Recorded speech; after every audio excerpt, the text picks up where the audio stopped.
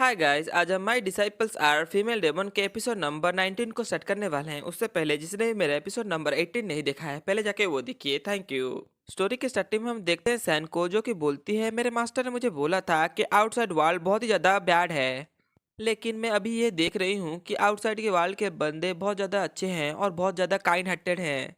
फिर ये चीज़ सुनकर डेमन एम्पर हंसते हुए बोलता है, तुम्हें क्या लगता है उस बंदे ने तुम्हें अप्रोच क्यों किया? क्योंकि तुम बहुत ज़्यादा सुंदर हो, इसी वजह से उस बंदे ने आगे आकर तुमसे बातें की। और वो बंदा तुमको लेकर वो सीक्रेट रियल में भी जाना चाहता था।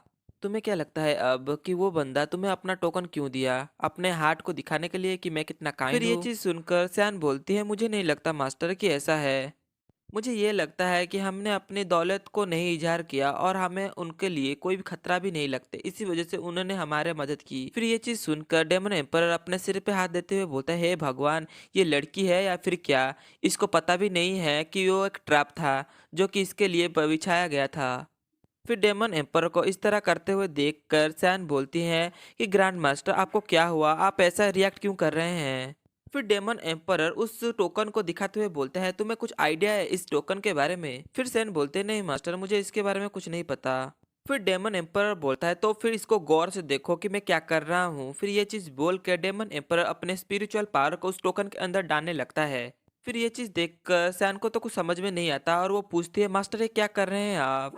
फिर वो देखती है डेमन एम्परर के हाथों में एक छोटा सा ट्रैकिंग एरे होता है। फिर डेमन एम्परर बोलता है कि तुम्हें जैसे पता है कि एक एक ट्रैकिंग एरे है और वो सीक्रेट रियल में बहुत सारे लोग जाने वाले हैं, इसका मतलब तुम समझ रही हो कि वो सीक्रेट रियल में जितने सारे रिसोर्स हैं वो सारे लोग कैसे अपने तरफ करें, क्योंकि ये एक ट्रैकिंग डिवाइस है। उनको पता चल जाएगा कि हम कहाँ पर हैं। अगर कोई इंसान अपने सेक्ट से बिछड़ता है तो ये सारे लोग मिलकर उस लोगों पर अटैक कर देंगे और उनके पास जितने भी सारे ट्रेजर होंगे उनको छीन लेंगे। डेमन एम्परर बोलते हैं, अब तुम्हें क्या लगता है कि वो बंदे अच्छे थे या फिर बुरे? फिर ये चीज़ सुनकर सैन बोलती है, सॉरी ग्रैंड मास्टर, मुझे नहीं पता था कि ऐसे भी लोग इस दुनिया में होते हैं। तो अब से मैं आपकी सारी बात मानूंगी। फिर डेमन एम्परर सैन के सिर को थपथपाते हुए बोलता है, यह दुनिया बहुत ज्यादा इविल है, जितना तुम सोचो कि उससे भी कहीं गुना। फिर ये चीज सुनकर सैन बोलती है, मैं समझ गई मास्टर, मैं आपके वाट को अपने माइंड में रखूंगी और उसके हिसाब से ही काम करूंगी। फिर तभी सैन बोलती है, ग्रैंड मास्टर, बट अभी तो हम अकेले हैं, तो हमको उन्होंने अकेले देख के कुछ किया क्यों नहीं? फिर डेमन एम्परर चलते हुए बोलता है, क्योंकि हमारे चारों तरफ बहुत सारे सेक्ट के लोग हैं, इसी वजह से उन्होंने कोई भी गलत चीजें करने की कोशिश नहीं की। अगर ऐसे वो करते हैं तो उनका प्राइड को नुकसान पहुंचेगा, लेकिन वो वेटिंग कर रहे हैं अनदर अपॉर्चुनिटी के लिए। जैसे ही वो देखेंगे कि कोई भी सेट का लोग यहाँ पर नहीं है, वैसे वो हम पर अटैक कर देंगे। इसी वजह से तो उन्होंने हमें यह टोकन दिया है। फिर ये चीज सुनकर सैन बोलती है, तो ग्रैंड मास्टर, तो फिर हम इसको क्यों अपने साथ लेके जा रहे हैं इस टोकन को? फिर डेमन एम्परर हंसते हुए बोलता है, अगर हम इसको लेके जाते हैं हमारे साथ तो हमारा ही फायदा है। फिर ये चीज सुनकर सैन बोलती है, क्या हमारा ही फायदा? फिर डेमन एम्परर थोड़ा इविल स्माइल देते हुए बोलता है कि मैं चाहता हूँ कि वो सारे लोग हमें जान पाए कि हम कहाँ पर हैं और वो हमारे पास आए। फिर हम देखते हैं उस जंगल के अंदर एक प्लेस को, जहाँ पर बहुत सारे लोग खड़े हुए होते हैं, क्योंकि वहाँ पर वही सीक्रेट रियान खुलने वाला होता है। फिर हम देखते हैं डेमन एम्पर को, जो कि वहीं पर खड़ा हुआ होता है और लोगों की बातें सुन रहा होता है। उनमें से दो लोग बातें करते हुए बोलते हैं, क्या तुम्हें पता है जब तुम सीक्रेट रियान में एंटर करोगे, बस तुम वहां पर 10 दिनों तक ही रह सकते हो। जैसे ही वहां का टाइम खत्म हो जाएगा 10 दिनों का, तुम ऑटोमेटिकली ट्रांसपोर्ट हो जाओगे बाहर। लेकिन तुम एक बात याद रखो, हर एक कल्टीवेटर का लेवल अलग अलग है और उसको भी अलग अलग रिवार्ड मिलेंगे, लेकिन यहाँ पर एक चीज़ है, जिसके पास ज़्यादा टोकन होंगे वही बहुत ज़्यादा वैल्यूएबल रिवार्ड को पा सकता है। फिर ये चीज़ सुनकर दूसरा आदमी बोलते हैं, हाँ हाँ, मैं समझ गया आपने मुझे क्या बताया।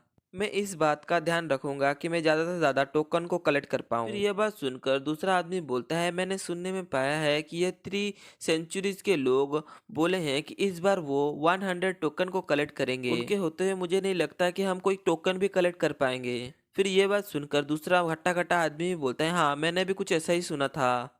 फिर वो हट्टा कट्टा आदमी बोलता है, क्या तुम्हें पता है यहाँ पर जितने सारे टोकन है, अगर कोई उसको कलेक्ट कर लेता है तो वो इस एंटायर फॉलेन फॉरेस्ट को और वो सीक्रेट रियान को भी डोमिनेट कर सकता है।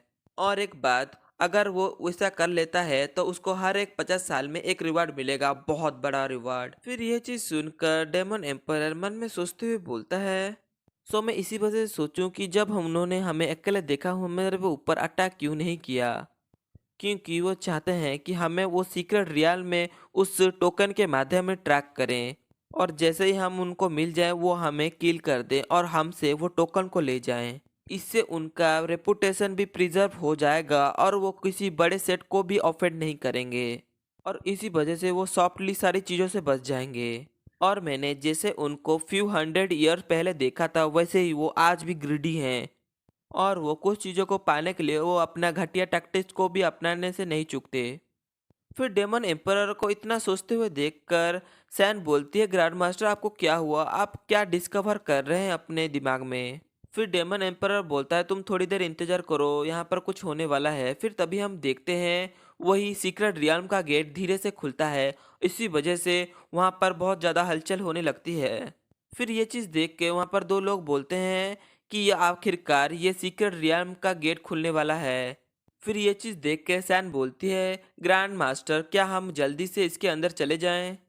फिर ये चीज़ सुनकर डेमन एम्परर बोलता है हमें जल्दबाजी करने की कोई ज़रूरत नहीं है, क्योंकि सीक्रेट रियल्म बहुत ज़्यादा बड़ा है।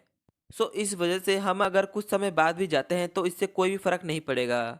फिर यह चीज सुनकर सैन को तो कुछ समझ में नहीं आता, और वो मन में बोलती है कि ग्रैंड मास्टर यहाँ पर ऐसे खड़े क्यों हैं, वो हम तो अंदर भी जाके ऐसे ही खड़े हो सकते हैं। फिर दूसरी तरफ हम देखते हैं डेमन एम्परर को, जो मन में स्माइल करते हुए बोलता है कि इस बच्चे को नहीं पता कि मैं यहाँ पर क्या करने वाला हूँ। हाय गाइस, अभी के लिए इतना ही। इसके नेक्स्ट एपिसोड में हम देखेंगे डेमन एम्पर वहाँ पर खड़े होते हुए क्या करता है। अगर आपको हमारी वीडियोस पसंद आती हैं तो हमें सब्सक्राइब और बेल आइकन ऑन कर दीजिए। Thank you.